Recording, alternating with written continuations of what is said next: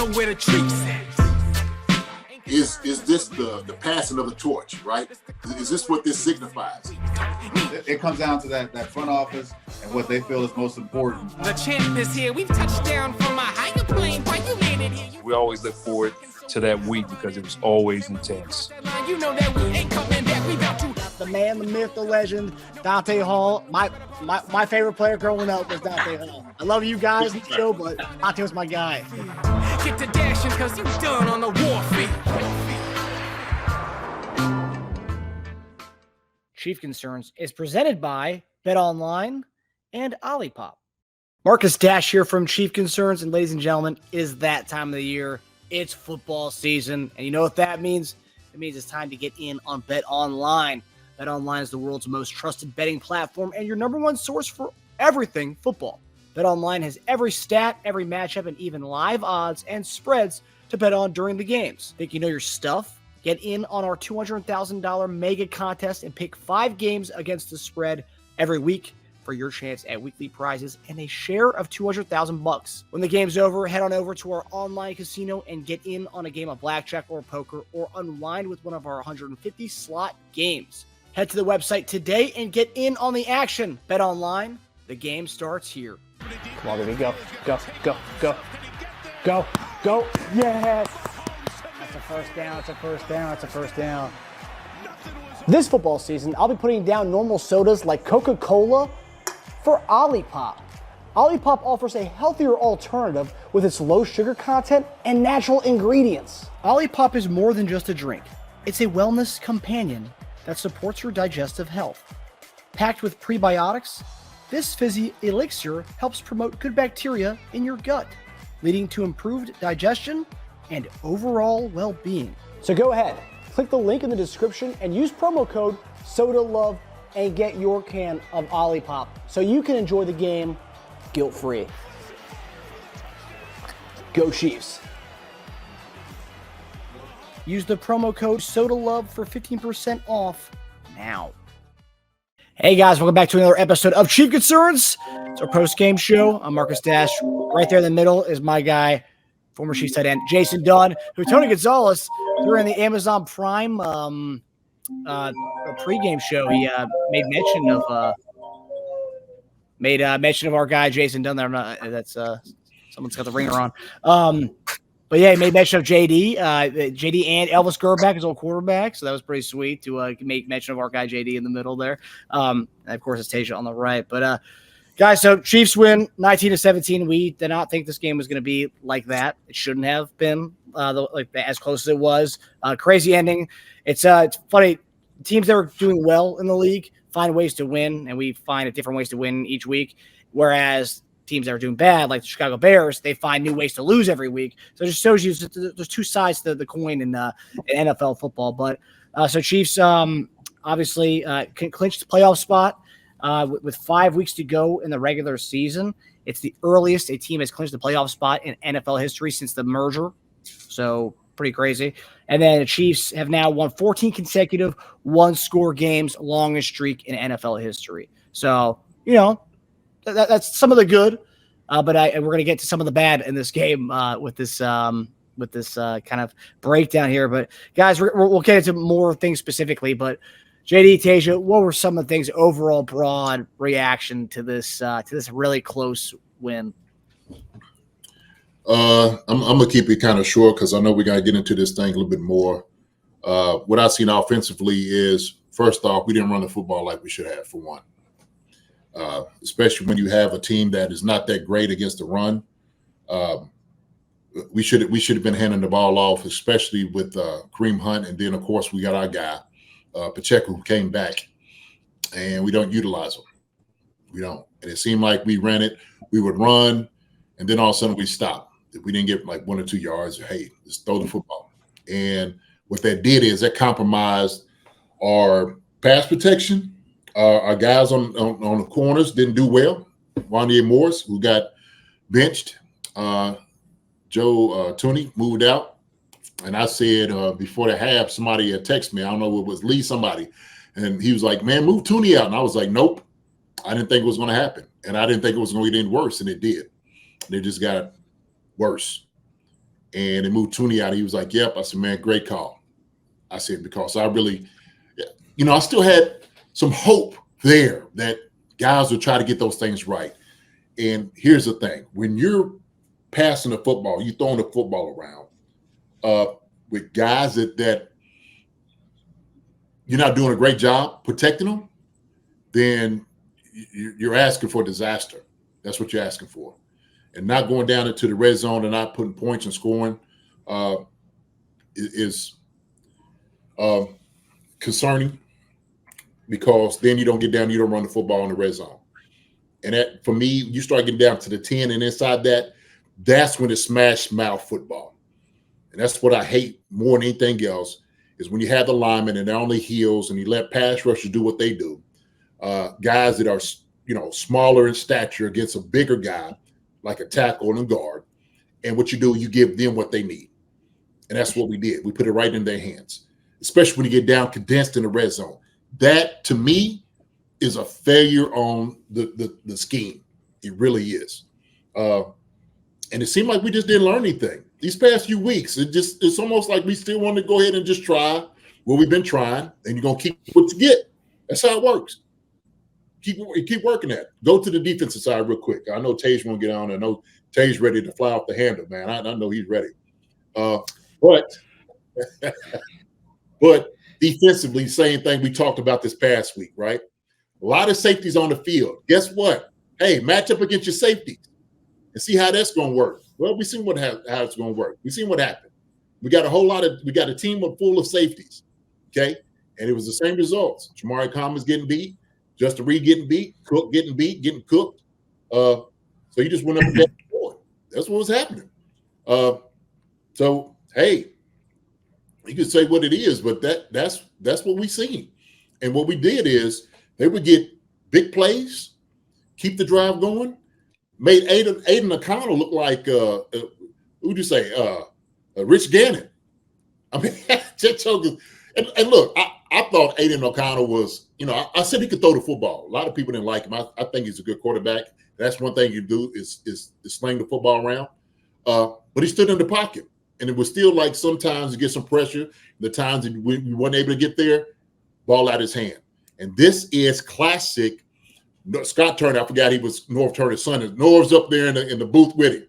And it is classic Norv Turner football. I know exactly what that is. And guess what they did? Run the football, play action. Run the football, play action. And they're going to try to beat you up. And that's exactly what the game plan was.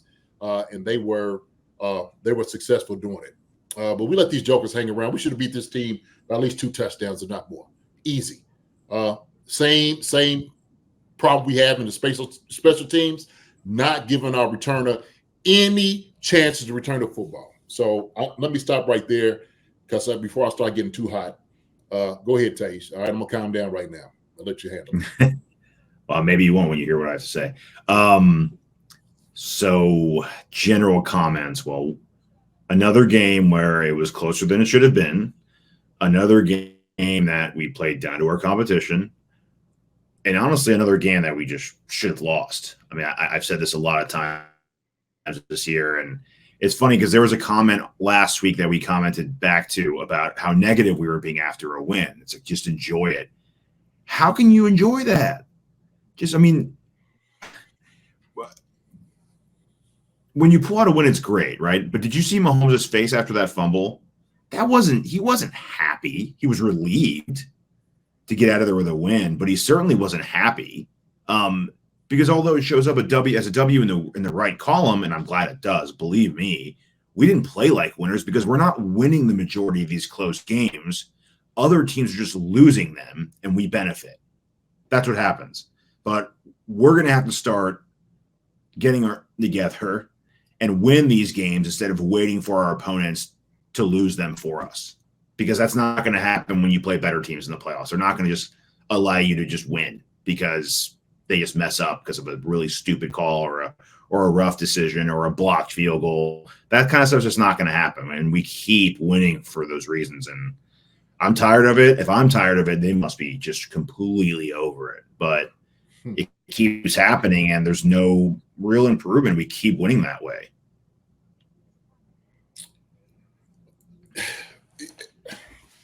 You know what? I agree with you, Tage, because if you're not, yeah, it's like, oh, a win is a win.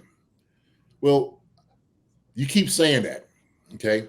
And I've been there with the win is a win, but every win is not satisfying to you, okay? The victory last week wasn't satisfying, okay? We had a victory against the Broncos, wasn't satisfying. I get the whole win is a win. We'll take it in the win column, but it's how you win is the problem, and it's the issue, especially like you said. It took Carlson to miss, what was it, 3 field goals? 3. I mean, he makes any one of those, we on the losing end of this thing. Yeah. I mean, that's just what it is. And it took a rookie center to snap the football for Aiden O'Connell to drop it for us to make a play to win the game.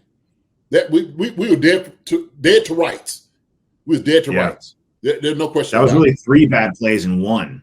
Oh yeah, it was.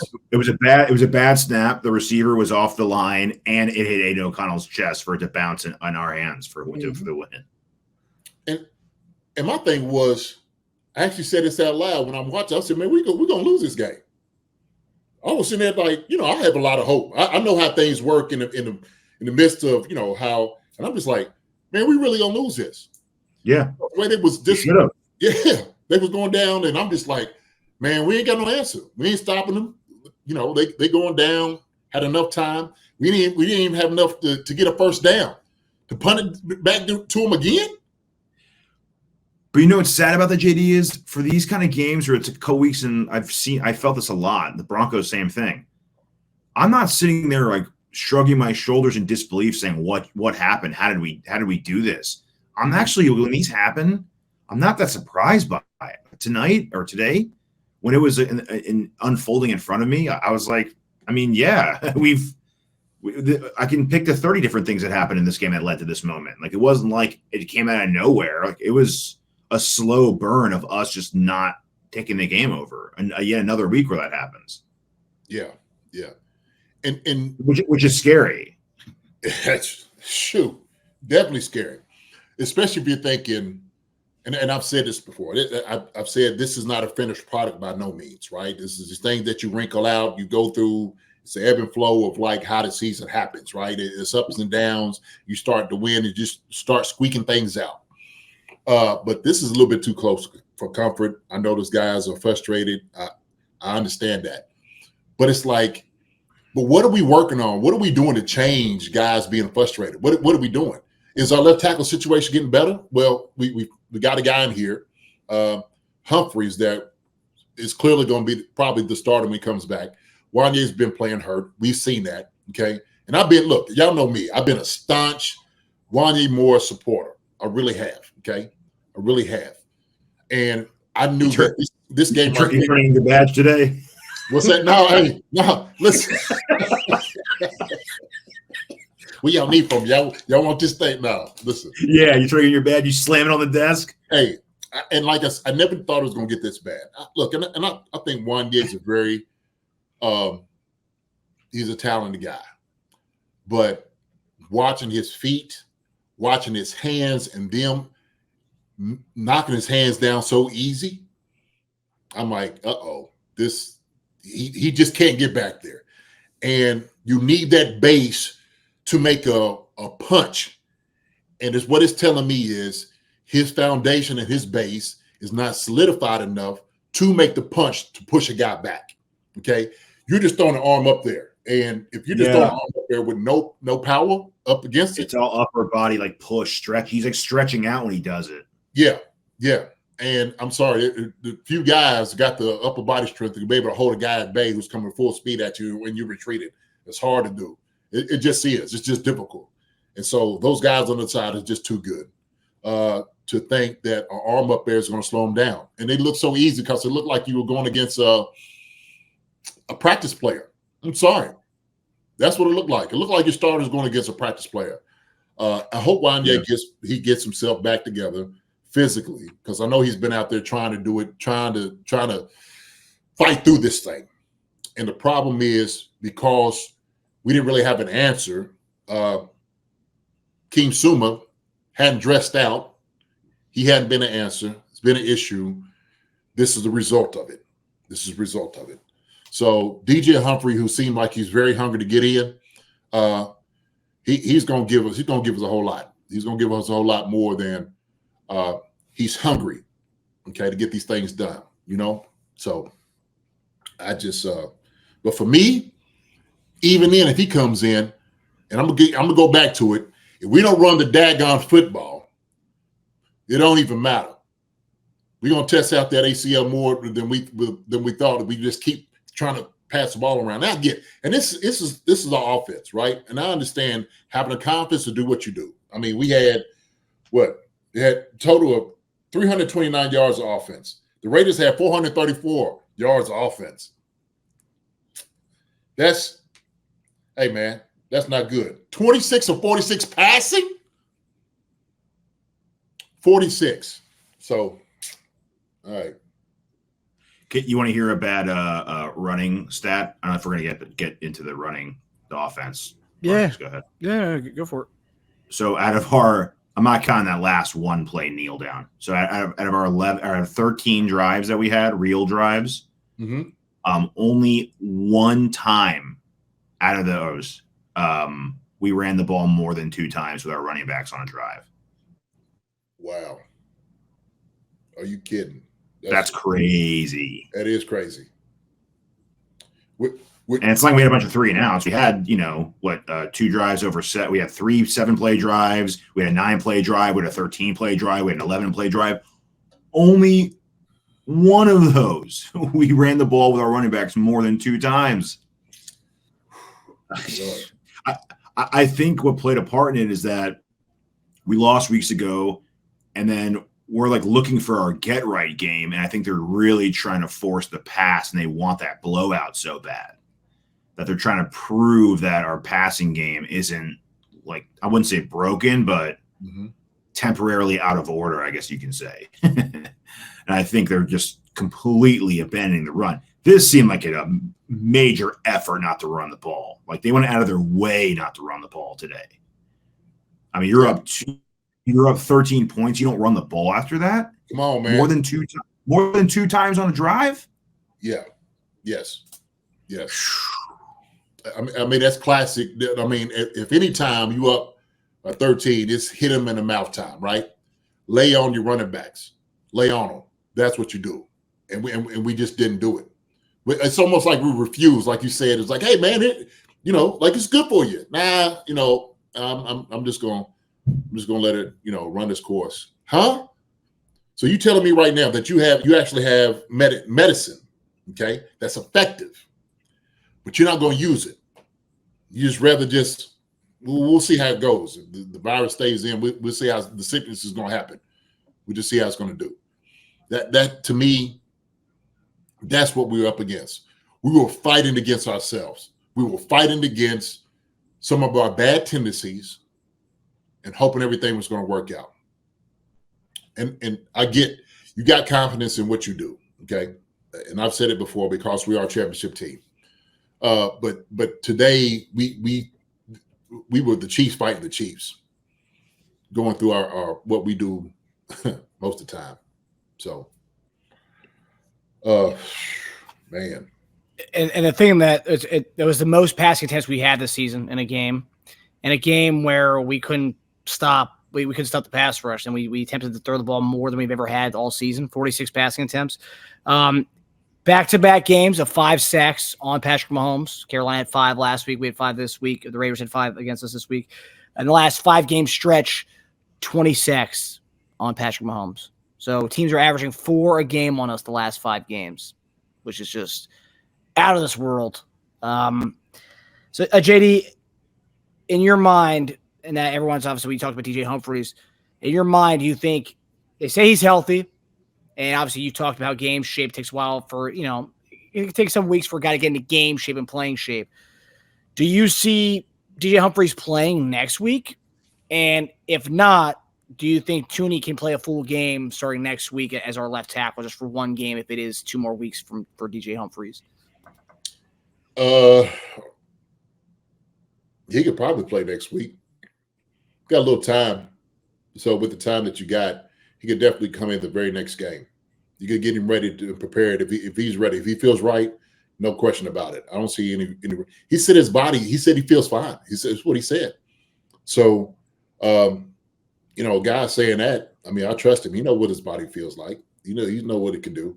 And so, if he's been out there practicing and just checking it out, why not? Why not do it? I don't think even Joe Tooney can probably go out there. I don't want to chance it. I don't want to chance put him out there if you don't need to. He's an answer. I don't think he's the best answer that we have. I think if you got a guy, you brought him in here to do exactly that specializes at left tackle, if he's relatively healthy, put him out there. That's what I think. So shows you how desperate we are, though, right? Yeah.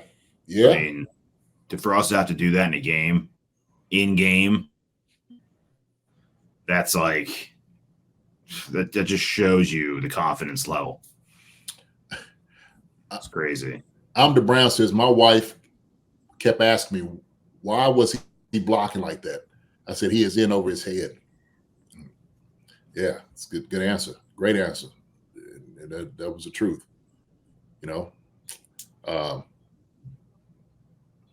Do you think Pat was holding the ball too long? I'm seeing Matthew Lee comment saying crazy, but I think part of that problem is he holds the ball so long.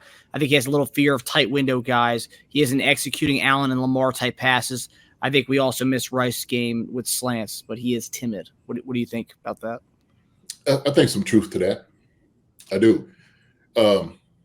Some of the plays, like we try to push it down the field. I don't think we do the quick game as much as we used to. Rice was that guy. We knew that slants and you could throw it all day with him because he was just a big body receiver that could get between him and the defender. And we knew we'd catch the football. So what happened to those routes? Are we seeing a lot of RPOs? I didn't really see a lot of RPOs. And that was our specialty with Rice. Oh, RPO, that's what we got. But RPOs and stuff doesn't work unless you actually run the football and then for fearful of it. Yeah. I mean, and I just when I'm looking over here at 46 passing. I think we were down by 13 points. Yeah, we became one-dimensional. Okay. If I'm just looking at stat line in itself, that's what it would tell me. 46 passing, well, we must be behind. We got to be behind them by at least 10 points or more, trying to catch them. And so if you don't, put it in your hands of your playmakers, your running backs. Even if you don't, let's say Pacheco, you're still trying to get him in. You don't want to give him a whole lot of reps. Still got Carson Steele. You guys still got Samjay Piran. Those are the guys, or you got Piran, not Steele. I'm talking about Piran. You still got him. You can still do those things. My question is, okay, we see what the answer is on offense. Defensively, what is the answer for our secondary? What's the answer? I mean, we've talked about maybe going to get another corner. Somebody hadn't shown up. Heck, we've been asking. At least I have. I don't know about. At least we've been asking for Joshua Williams where he's been at for the past few weeks. I mean, was he on a hiatus or a sabbatical, or did he decide to become a monk and go somewhere in the, I don't know. And I see him on special teams, and on special teams, it don't look like a great product either. That's a whole different thing, man. That's a whole different thing. How did, obviously you're referring to Najee Johnson got benched during the game. They brought in Joshua Williams today. What did you think of when number 2 came in there with Josh? Did he provide any juice in there, you think? It did seem like to me Jacoby Myers did kind of, and I don't know if that was Josh. I didn't go back and watch it again. I don't know if that was Trent McDuffie or Josh Williams. But we didn't really hear much from Jacoby Myers once we saw number 2 in the game. But I don't know if that's just more coincidental.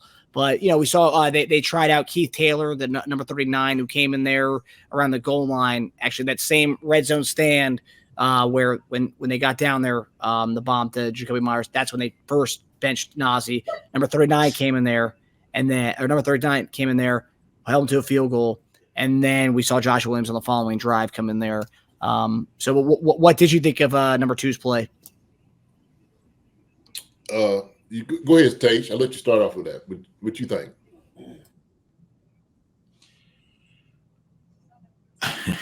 It's funny because it looked eye test wise, it looked better. It looked like we got better in the secondary, but our second half numbers were brutal.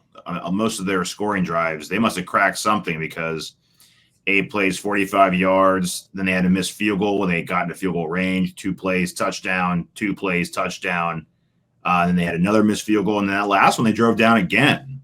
But a lot of that, it looked like they were just eating up the middle of the field and just getting like little chunk plays in the middle. And at that point, I think what happened was they started giving a lot more carries to Sincere McCormick, and he was eating us up on the ground, which they were able to start doing play action. They were able to start playing off the run and picking up plays through the air. So I'd like to see Josh get a start at corner just from start to finish in a game and really evaluate. But coming in and watching them change their game plan a bit and just threw us off, man. We couldn't adjust, and it's been actually a pattern overall for our defense just to not adjust in the second half. And Spags that's usually his thing, right? But again, we're having to blitz to get most of our pressures, and when you're doing that, you're leaving your secondary a little more susceptible when we already have a susceptible secondary. So, yeah. Yeah, I mean, I agree with you. I think the matchup in itself, did he make a difference? If you put him at corner, but we still didn't have an answer for the slot guy. Still didn't have an answer for Bowers, and that was really the matchup. So unless you bring Joshua Williams in and you take a corner like Najee Johnson and put him at slot as a slot defender in the sub package, I don't think you're going to see too much difference. I'm sorry, because it would still be the matchup. It's like we ain't worried about, okay, we could throw it against the corners, but a matchup is who the safety has. If we sitting there, we watching Jamari Commerce, we watching Reed, we watching Cook, and those guys cover. That's what I'm looking for. Immediately, I'm in the helmet. Look at your matchup.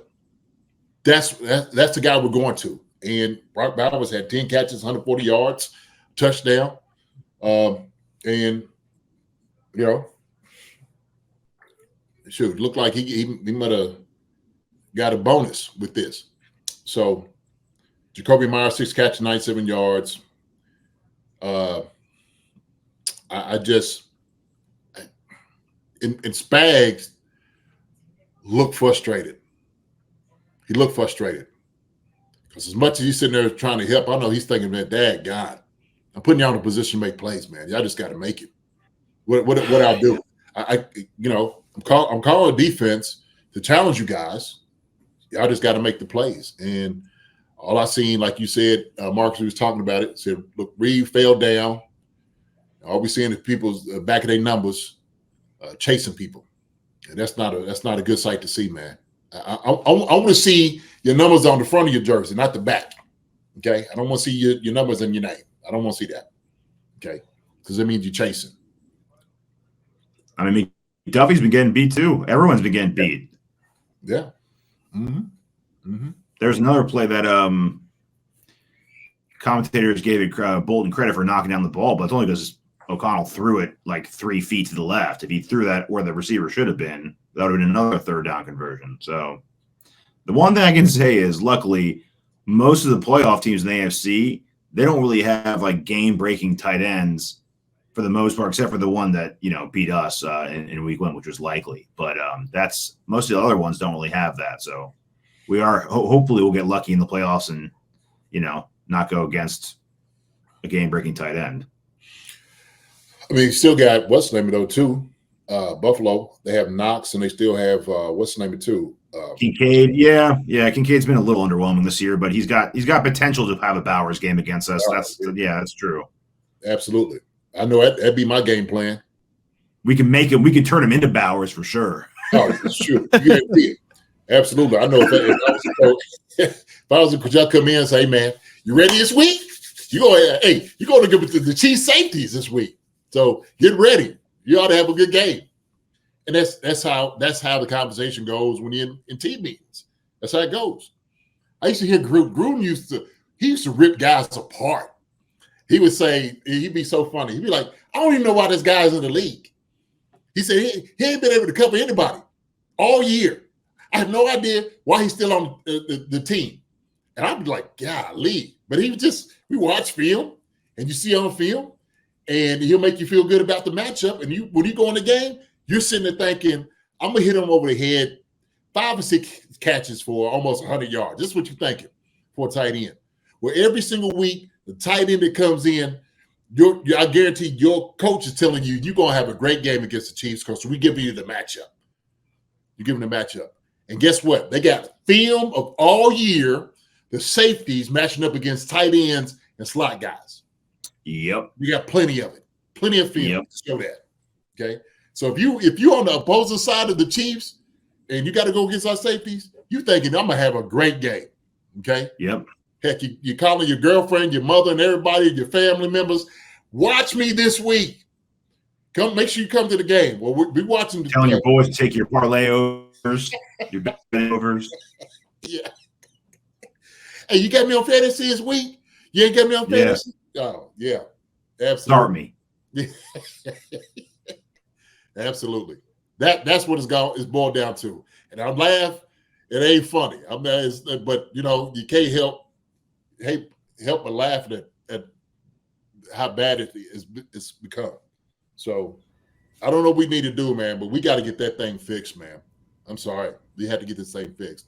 And do we need to go get us another corner? We've been talking about it. I think this is absolutely time. You're going to have to find somebody out there. It's absolutely time to get out here and challenge. Okay? What does it tell you that week 1, Isiah likely ate us up, and now we're in week 13 talking about Brock Bowers eating us up? Like, it just – and every week we do our betting show, we talk about, take the tight end this week, get the tight end's catches, take the tight end's yards. I mean, it just seems like we've known that's our problem. JD, in your opener, you kind of mentioned it feels the same week. We're talking about the same topics again every week. And today came to a head where it's like, okay, the CB2's been an issue since Jalen Watson's been gone. Mm-hmm. Left tackle's been an issue. And now in this episode on this week and Chief Concerns, both those guys are getting benched. It's finally come to a head that both those positions have gotten benched, and it's like we're week 13, and yes, sky's not falling. We're 11-1, but nonetheless, we're 11-1, and 2 key positions are being benched in the middle of a game where it's a 1-possession game. Ooh.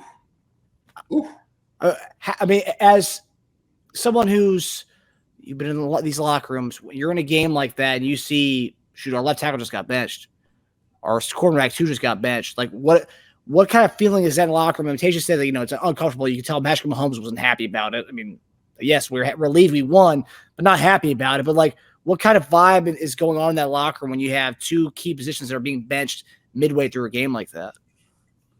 I mean, disappointing. And I'm sure for the guys that's getting benched, it's a little shameful. And so that's how you feel. Shame, disappointment, anger. That's how you feel. All the other guys around you are like, kind of tilting your head like, hey, man, like, you got to get this thing together.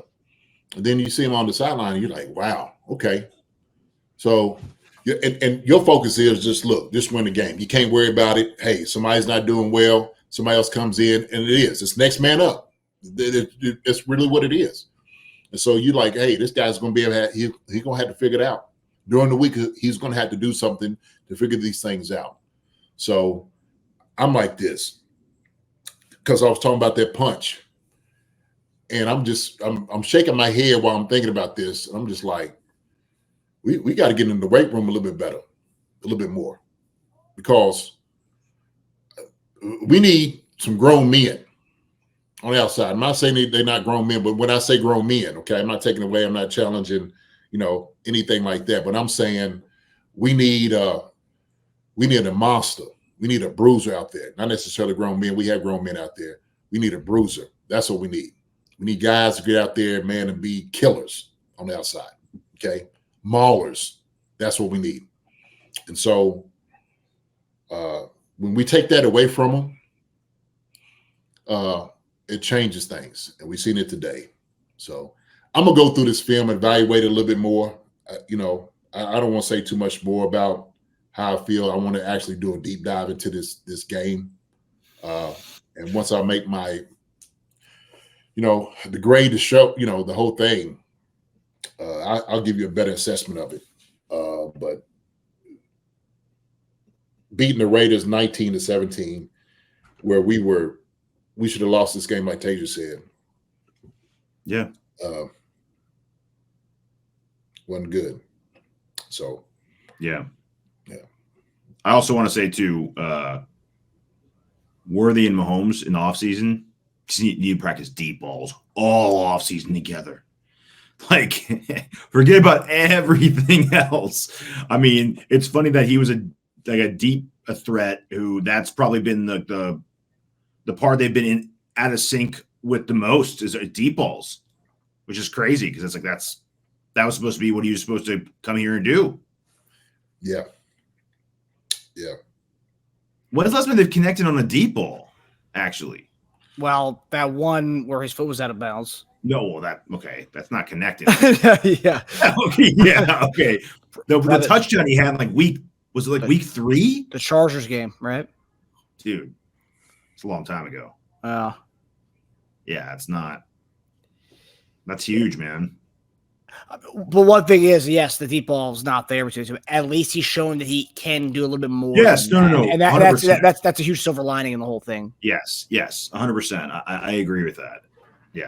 I just, yeah. Talk about the red zone miscues.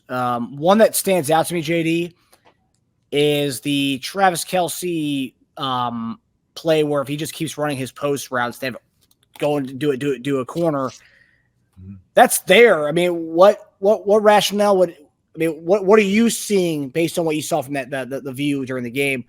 Why would he do that? I mean, it seemed like it was cut and dry. Where Mahomes is throwing the balls where he was supposed to be, and he ends up freelancing and wanted to make it a corner route. It's like, what are you doing? I think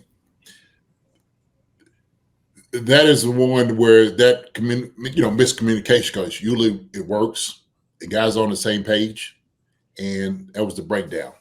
That's what I look at. And it's like, all you had to keep it. He's like, dang, my bad. I thought I had, so you love it when he does, kind of, do his own little thing. And improvising. Yeah, improvising. And he gets open, he catches the football. And then sometimes to the detriment, this is what goes on, right? I mean, it looked like it was open no matter which way he turned, they just chose the wrong way. It's like if both of them just knew what the other one was doing, it'd be a touchdown because it was going to work either way, really. I mean, he was wide open after the pass in the end zone. Yeah. Speaking of miscues, also the miscue of not knowing if we should go for it or punt it at the end. Yeah. That seems worthy too. Like that seemed really weird. He was sending him back out there and then holds Patrick back. It was just like, what's going on here, man? Like that's not. I don't know, man. That just doesn't seem right. I'm looking at these guys' faces, man. They're pissed. These guys are not happy at all. And I kind of figured this is how they feel. It's another just frustrating week. Just another frustrating week. Because you work to be over the hump. It's short week. You're kind of going out there and it's just like, all right, let's get our body moving and whatnot. We know we talk about the things we have to work on going into the game with a good game plan, at least what you're thinking. And then it doesn't come to fruition. And I think the problem to me is this is where coaches got to put you in a position to be successful. And I think our coaches didn't do that. They didn't. Offensively, they didn't do it. So, like you said, the same thing that's been happening has been happening the past few weeks, man. We'll get a little break now. I'm glad we have the game now because it gives you a couple of extra days to kind of take it's like a mini bye week. Yeah. But Andy Reid's famously good after bye week, so next week should be a good indicator of how discombobulated the play calling actually is. Because if they doesn't look right next week, that's extra not good. You couldn't have came at a better time, man. These next 2 days, give the guys some rest. Give them some rest. Okay. Do a little soul searching. This is the soul searching game right here. Do a little soul searching. Okay. Make a couple of phone calls, man. Talk to some folks that you ain't talked to in a minute. Okay. Let them love on you somewhat. And then we'll just move on from this. We'll just move on from this. But, JD, I'm seeing a comment here from Matthew Lee, which I've seen a lot of people online kind of say that there's kind of we're missing like a lack of fire on the sidelines, or things aren't going right. There's not like we see it before. Chris Jones yelling at the D line, like "Let's go!" Like like getting them like all pumped up to get out there. And it seemed like there isn't really that. We've seen Kelsey get jacked up on the sidelines as well when things aren't going well. We saw Andy talking to him during the game tonight, but like there wasn't like it seemed like everyone was down. Kelsey looked like kind of somber. Mahomes looked somber. And then, do you want to see more of kind of fiery kind of attitude on the sidelines from our offensive guys? I mean, is that something you'd want to see, or is that like do you notice this, or do you not notice that at all? Not a biggie. I mean, somewhat, man, but you don't want to try to manufacture something, that's not genuine, right? So sometimes you look at those guys, and, come on, guys, get up. You look at them like, man, sit down. Like, we don't need the fake rah-rah, okay? We need the real raw emotion, okay? And I think, man, a couple of days away from the stadium and whatnot, just to get your head together, may help do that. Really. Yeah. Really. And let the coaches go back to their labs. Heck, let the coaches get away for a day. Andy, like, I want everybody out of here. For a day, I don't want to see none of you all, okay? If the coaches come in, we'll talk and discuss what we need to discuss. But right now, I don't want to see nobody except the guys that's injured. You come and get all your bumps and bruises taken care of. Everybody else, relax, okay? Relax. Because what we're starting this next thing, we need to understand, we come back, we need to get ourselves right. We need to get ourselves right. I love to hear with the locker room, what Andy said in the locker room, after all this thing was over, said and done. The guys coming to the podium. But if I was a coach, I'm like, I don't want to see nobody here. Unless you're getting, some treatment on bumps and bruises, I don't want to see you. I don't want to see you. Okay? Get out of here. So do you think just talk about the coaching staff for a second, and On the Brown commented on this earlier. 4th and 3, we have 13 points. We're like down red zone. We already had a couple of red zone fails at this point. We go 4th and 3, we go for a field goal. Do you think that's showing a lack of confidence? The coaching staff kind of showing a lack of confidence? Like, no, just go get the points, go get the 3 points, 13-3. Instead of going for a 4th and 3, let's take a 3 to there. Do you sense that, like a coaching staff kind of lack of confidence? No, not this. I mean, 4th and 3 is it's one of those things. 4th and 3 is not it's not a layup. Especially got points on the board. You're like, okay, let's tee it up and let's go again. Right? This drive didn't happen. Okay, 4th and 3. Go ahead, keep the field goal. Fine. All right. We'll start another drive. We'll score a touchdown on the next one. So you could use it either way you want to. You could use it either way, because the thing is, if you don't get it, okay, then that gives them a little bit more confidence, and so then guys can be, a little bit, they might lack confidence for not getting it. Like, oh man, we weren't able to get that. Yeah. So you don't want to do that, man. Go and get some points out of it, man. Let's tee it back up next time we get it. So. Yeah, obviously, we won this game. Again, we're not being negative here. We're just talking about what we saw. And 2 guys are benched today. We're just talking about that. But I did want to get – yeah, it's real. It's a legitimate problem. The things we've been talking about, where some people say being negative, it came to a head today with 2 guys being benched. But I do want to give a shout-out because it was pretty noticeable. The guy that JD had a nice long chat with on the sideline a couple of weeks back, Charles Omenihu.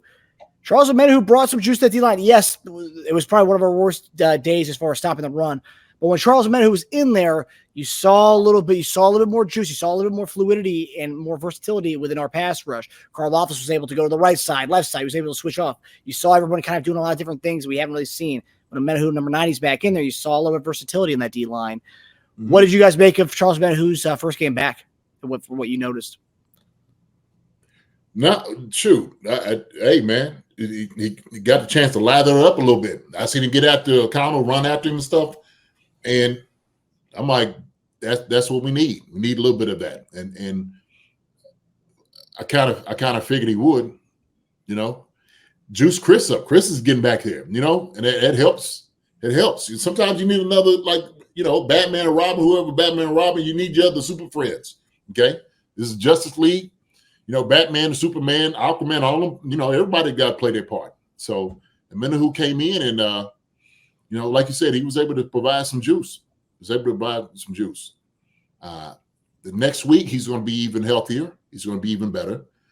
He's going to be ready to play. And so I think we'll see a difference. You know, he's here to make a difference and an impact. And we've seen what that looks like. We've seen what that looked like. So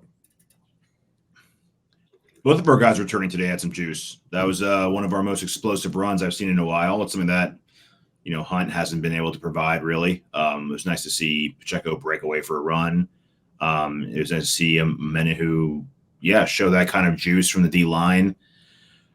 Hopefully it's just the start. Hopefully it just gets going from here, and we can start generating pass rush without having to blitz every single time, and not sacrifice the run game, because that's been something that's been happening lately too. We've been giving up a little too many yards on the ground to running back, so that needs to stop. But I don't know what his snap count was. I'm curious to see what that is, the final snap count for Omenihu.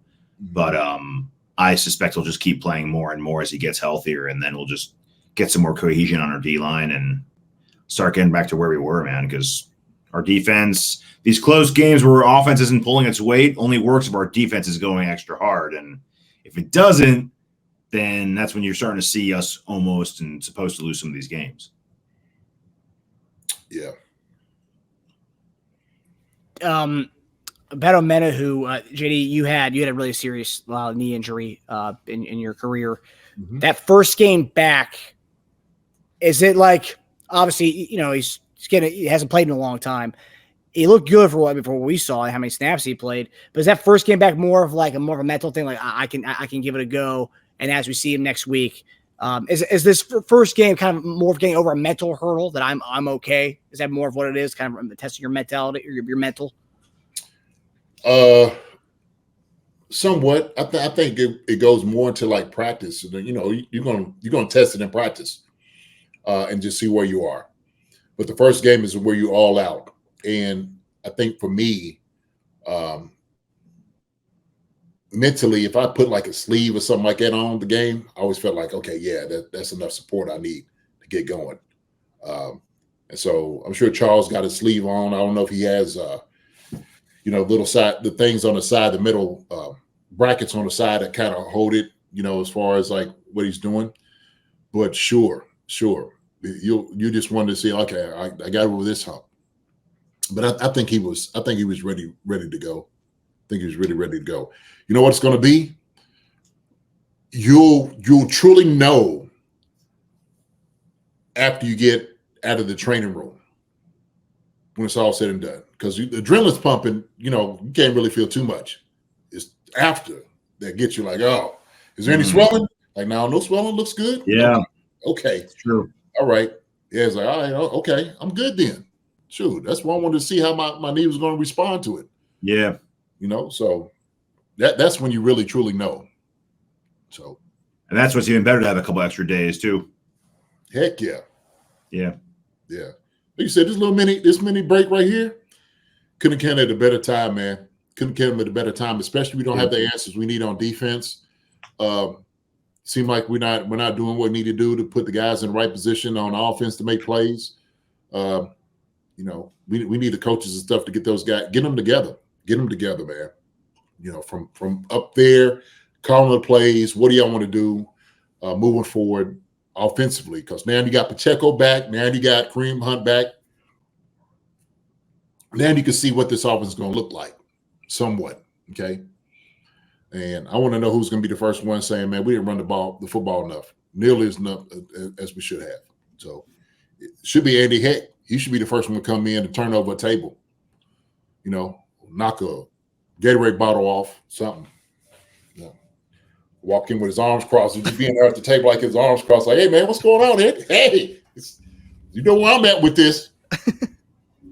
So 14 carries is not enough, especially when you have two guys who are so two bruisers. I mean, yeah, Pacheco has a little bit more pop as far as like the speed aspect of it, but two bruisers, man. You grinded it out like that all game long. Defense is going to crack, especially a team that's 2-9, but yet they hung around with us all game long. yeah. Yeah. The Ravens done gave them 11 touchdowns. It was, middle of the pack on stopping the run. So run the football. Pacheco, he ran that one out for 27 yards. You tell me you can't give no more than that? You can't give him no more than those things? So And that was our identity for a while. We just completely got away from it. Oh, yeah. Yep. Yeah, but the next time we'll see. Well, you guys have a little mini bye, but the next time we'll see you guys is we'll see the Chiefs on the field. It will be, I guess, the Los Angeles Chargers. I was about to say San Diego Chargers, but the Los Angeles Chargers, and a team that, again, yes, they started the season pretty hot defensively, but last two games they've given up at 30 points. So I mean, they have been exposed by the Ravens and the Bengals. So we can definitely tap into that. Hopefully we can tap into that a little bit and be a part of this barrage teams have been kind of putting on them. But yeah, that'll be next Sunday night. We'll be back here on Bleacher Report right after that game. So late night for us next Sunday night after the Chiefs and Chargers game. JD, you're going to be in attendance for that game, correct? We'll be there in attendance of that game. So it should be a great time to see the fellas. And it's going to be interesting.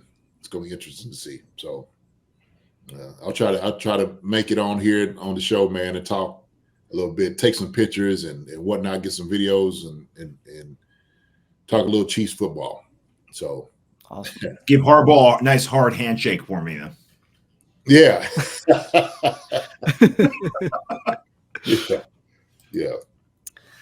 All right, guys. Well, we hope everybody enjoyed the episode. We hope everybody had a nice Thanksgiving, and of course, it's not a Chiefs weekend without getting more gray hairs watching the team play. But nonetheless, more gray hairs, but another win. So more wins, I'll take it with another more gray hair. But all right, guys. If you haven't subscribed to the channel, please go to Chief Concerns on YouTube, and you guys can get more of us talking heads over here. But we love you guys, and we hope you have a good weekend. Love you guys. Love you, fellas. Hope y'all have a good weekend too, man. Watch some good football on Sunday, man. Stress free. Yeah. Kick your feet up. Yes. So. Yes, sir. All right, guys. Take it easy, everybody. Later. Hi, everybody. Thanks for watching. Subscribe here to get the latest from the show. Also, be sure to check out the best clips from Chief Concerns. And if you prefer to listen to the show, subscribe and follow us on Apple Podcasts, Spotify, and anywhere else you get your podcasts.